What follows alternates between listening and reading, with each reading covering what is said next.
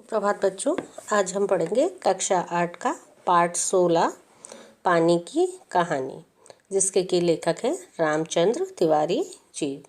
तो पानी की कहानी के माध्यम से लेखक पानी की जो जीवनी है, जो कि अपने शब्दों में जो पानी की बूंद उनको बता रही है कि किस किस तरीके से, किस किस जगह जाकर, किस किस मुसीबत से वो बच के आई है और किस कौन कौन सा रूप उसने धारण किया है पानी की एक बूंद ने।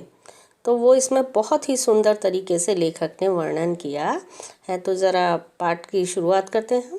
कहानी की शुरुआत में लेखक ने लिखा है कि बेर की झाड़ी से मोती की एक पानी की बूंद उनके हाथ में आ गिरी और उनकी दृष्टि उस बूंद पर पड़ने ही वह रुक गई। लेखक कहते हैं, थोड़ी देर बाद उनकी हथेली से सितार के सितारों की सी झंकार सुनाई देने लगी।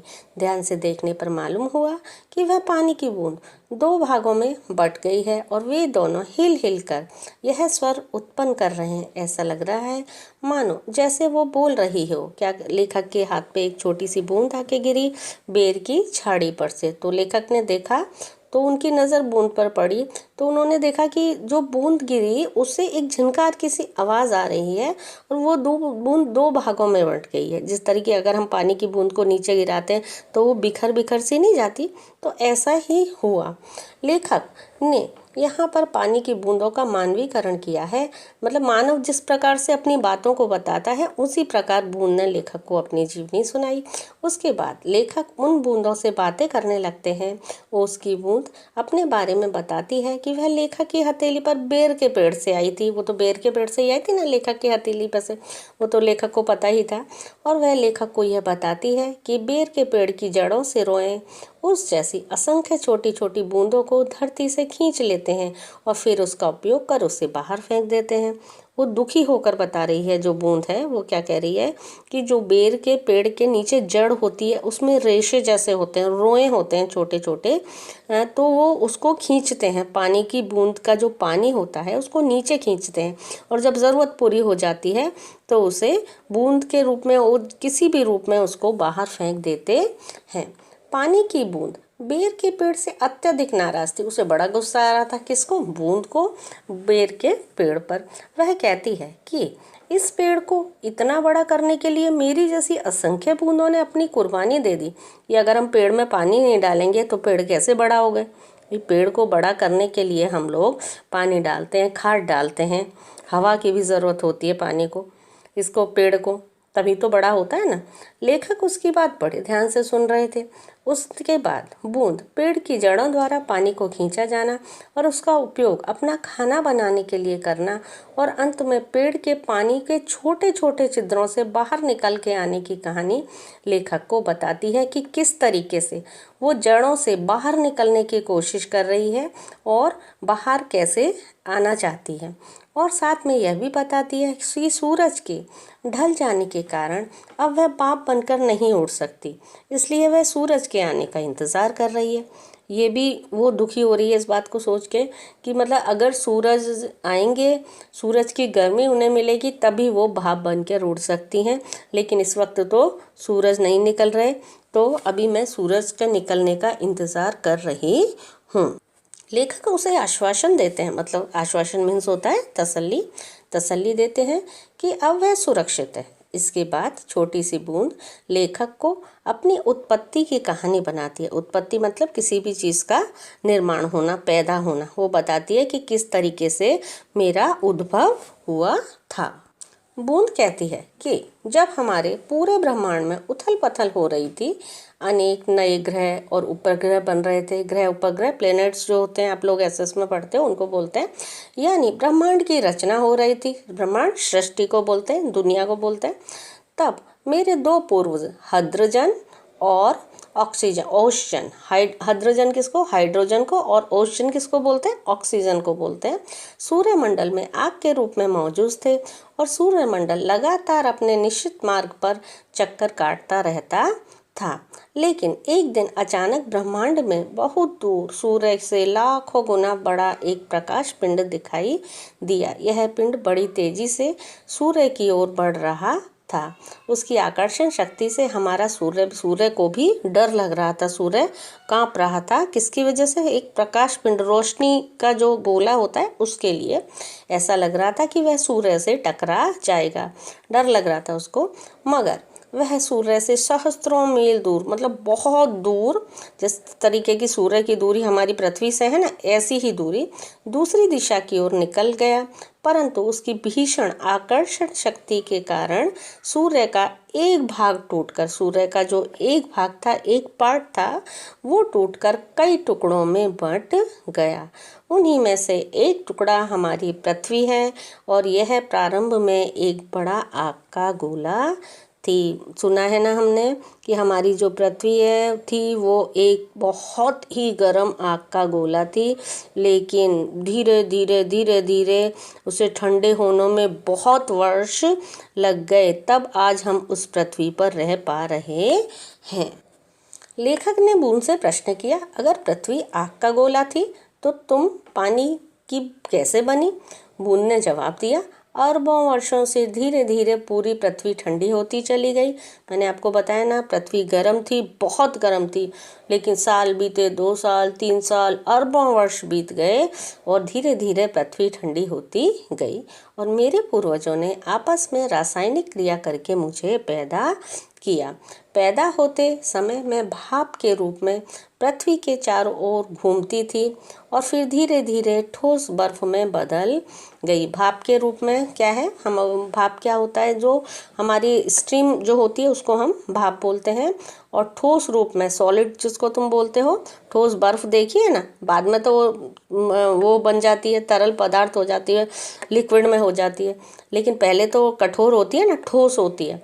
फिर लाखों वर्षों बाद सूर्य की किरणें पड़ने और गर्म जलधारा में बहने के कारण मैं पानी में परिवर्तित समुद्र में पहुंच गई। धीरे धीरे धीरे धीरे किसी, अगर हम बर्फ़ को फ्रिज से भी निकालते हैं तो थोड़ी देर बाद वो पिघल पिघल के पानी हो जाता है ना, गर्मी के कारण। किसके कारण? बाहर का जो टेम्परेचर है उसके कारण जो बर्फ़ है वो पिघल कर क्या हो जाती है, पानी बन जाती है। तो इसी तरह ये बता रही है क्या बूंद कि पहले मैं ठोस थी, बर्फ़ थी, लेकिन बाद में धीरे धीरे सूरज की किरणों की गर्मी के कारण और गर्म जलधारा, मतलब गर्म पानी में मिलकर मैं परिवर्तित समुद्र में पहुंच गई। बूंद कहती है कि नमक से भरे समुद्र में बहुत ही अनोखा नज़ारा था। अब फिर वो कहाँ पहुंची? समुद्र में पहुंची। वहाँ एक से एक अनोखे जीव भरे पड़े थे, जैसे रेंगने वाले घोंगे, जालीदार मछलियाँ, ये सब समुद्री जीवों के नाम है, घोंगा, जालीदार मछलियाँ, कई मन भारी कछुए और हाथों वाली मछलियाँ आदि। और समुद्र की अधिक गहराई में जंगल, छोटे छोटे ठिंगने व मोटे पत्ते वाले पेड़ भी उगे थे। वहाँ की जो वनस्पति है, पेड़ पौधे, उनके विषय में बता रहे कि समुद्र में अंदर भी छोटे छोटे पेड़ पौधे होते हैं। वहाँ पर पहाड़ियाँ, गुफाएं और घाटियाँ भी थी। वहाँ आलसी और अंधे जीव भी रहते थे। अनेक प्रकार के जीव जंतुओं के विषय में कौन बता रहा है? बूंद बता रही है कि पहले वो इधर घूमती है, उधर घूमती है, फिर समुद्र की तरफ भी आती है। तो समुद्र का जो वातावरण है उसके विषय में बूंद बता रही है। बूंद लेखक को आगे बताती है कि समुद्र के अंदर से बाहर आना भी आसान काम नहीं था। उसने समुद्र से बाहर आने के लिए कई कोशिशें की। कभी चट्टानों में घुसकर बाहर निकलने की कोशिश की, कभी धरती के अंदर किसी सुरक्षित जगह से बाहर निकलने की कोशिश की। ऐसी तमाम कोशिशों के बाद अंततः ज्वालामुखी के निकट पहुंच गई। क्या बता रही है कि समुद्र के अंदर भी इतना मुझसे भी बाहर निकलना उसे बहुत मुश्किल काम लग रहा था, मतलब इतना आसान उसका जीवन नहीं था। कभी वो समुद्र से बाहर आने की कोशिश कर रही थी, कभी चट्टानों में घुस रही थी। चट्टाने का पहाड़ियाँ होती हैं, जो पत्थर की जो ऊंची ऊंची सी पहाड़ियाँ होती हैं चट्टानों के बीच में, वहाँ से निकलने की कोशिश कर रही थी। कभी धरती के अंदर ही अंदर से कोई रास्ता हो तो वहाँ से मैं निकल जाऊँ। हर तरीके की कोशिश जो बूंद है वो कर रही थी। और लास्ट में क्या हुआ, थोड़ा इतना सब करने के बाद वो ज्वालामुखी के निकट पहुँच गई। ज्वालामुखी क्या होता है? ज्वालामुखी आपने ज्योग्राफी में एसएस में पढ़ा होगा कि ज्वालामुखी एक गरम तरीके का है, जो हमारी धरती में से निकलता है उसमें से बहुत सारी गैसें, लावा जो एक पदार्थ होता है लाल रंग का, काला काला पदार्थ, बहुत सारे पदार्थ निकलते हैं, गरम गरम जो निकलता है वो निकलता है। तो यहाँ तक बूंद पहुँच गई और ज्वालामुखी की गर्मी के कारण वह फिर से भाप में परिवर्तित होकर आसमान में उड़ चली थी। जब उसे गर्मी मिली तो वो भाप के रूप में ऊपर आसमान में उड़ गई। फिर बादल रूप में परिवर्तित होकर दोबारा बरसकर जमीन में आ गई। दोबारा से वो कहाँ चली गई? भाप बन के ऊपर चली गई और फिर भाप का क्या बना? बादल बन गया। बादल से परिवर्तित होकर जमीन पर बरस गई। बस बारिश होती है ना नीचे तो बूंदें गिरती हैं, तो वो बूंद किस पे आ गई? जमीन पर दोबारा से आ गई। जमीन में आने के पश्चात नदी के रूप में बहने लगी। और जब पानी इकट्ठा होता है तो किन में आता है हमारा? नदी, तालाब, समुद्र। जो बारिश का पानी होता है उससे क्या बनते हैं? तालाब, समुद्र, नदी, ये सभी बनते हैं ना। तो नदी में आ गई यहाँ पे। ज्वालामुखी की गर्मी के कारण वह फिर से भाप में परिवर्तित होकर आसमान में उड़ चली। फिर बादल के रूप में परिवर्तित होकर दोबारा बरस के जमीन में आ गई और जमीन में आने के पश्चात नदी के रूप में बहने लगी। तभी एक नगर के पास नल द्वारा उसे खींच लिया गया। मतलब वो क्या है, नदी के रूप में बहने लगी ना, तो नदी से ही पानी हमारे नलों में सप्लाई होता है। नदी से आता है, हमारी टंकी जो होती है, बड़ी टंकियाँ होती हैं पानी जहाँ से सप्लाई होता है, बोरिंग होती हैं जो, उनमें से तो वहाँ तक वो पहुँची। और वहाँ से पहुँचने के बाद वो कहाँ पहुँची? वो हमारे घर के नलों में पहुँची। ठीक है, महीनों तक नलों में घूमने के बाद इधर एक के घर नल में गई, दूसरे के घर नल में गई, ऐसे ऐसे चलती गई। एक दिन नल के टूटे हिस्से से बाहर निकल आई और पेड़ के पास अटक गई। बेर के पेड़ के पास जहाँ मिली ना उसे, लेखक को वहाँ पे बोल रही है वो अब सुबह होने तक का इंतज़ार कर रही है ताकि वह दोबारा भाप बन सके, क्योंकि सूरज अभी नहीं आए थे। जब सूरज आएंगे तो वो सूरज की गर्मी से वो भाप बन के उड़ेगी बूंद और दोबारा से ऊपर चली जाएगी। इस तरीके की प्रक्रिया चलती रहेगी कि वो कभी ऊपर जाएगी भाप बन के, फिर दोबारा नीचे आएगी, फिर नीचे से ऊपर जाएगी, इस तरीके से। और सूर्योदय होते ही उसकी बूंद धीरे धीरे घटी और देखते ही देखते लेखक की हथेली से गायब हो गई। इस तरीके से जो बूंद थी उसने अपनी पूरी जीवन प्रक्रिया लेखक को बहुत ही सुंदर शब्दों में बताई कि मैं यहाँ गई, फिर वहाँ गई, फिर मैं चट्टान पे गई, चट्टान से निकलने की कोशिश की, समुद्र से निकलने की कोशिश की, फिर मैं ज्वालामुखी में आई, ज्वालामुखी से आके फिर मैं नलों में आई, नलों से फिर मैं दोबारा से सूर्य की गर्मी से भाप बन के मैं ऊपर चली गई और ऊपर से फिर पानी के रूप में मैं दोबारा यहाँ पर आ गई। तो उम्मीद करती हूँ बच्चों कि आपको ये पाठ अच्छे से समझ में आ गया होगा। धन्यवाद।